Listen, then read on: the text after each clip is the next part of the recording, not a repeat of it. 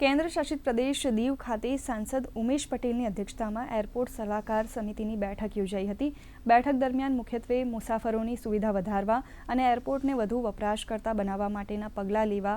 Airline connectivity, પ્રાદેશિક અને રાષ્ટ્રીય કનેક્ટિવિટી સુધારવા માટે વધારાની એરલાઇન સેવાઓ શરૂ કરવા માટેની ચર્ચા કરવામાં આવી હતી। આ બેઠકમાં airport director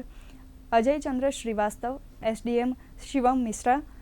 SDPO Rahul Balhara, CASO, CISF airline प्रतिनिधियों और अन्य सभ्यों उपस्थित रहा था। यहाँ दीव में नाइट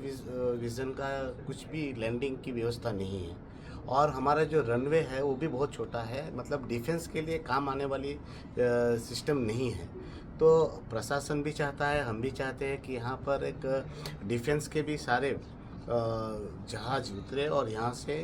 हमारी सेना को मदद कर सके, वैसे हमारे रनवेज और यहाँ के सिस्टम को डेवलप किया जाए। इस जो समिति में जो भी हमारे रिजोल्यूशंस हुए हैं उन रिजोल्यूशंस पे हम लोग काम करेंगे, सो दैट कि जो भी दीव की जनता है और यहाँ आने वाले टूरिस्ट हैं उनके लिए यात्रा अनुभव सुखद और सुगम हो सके, बेटर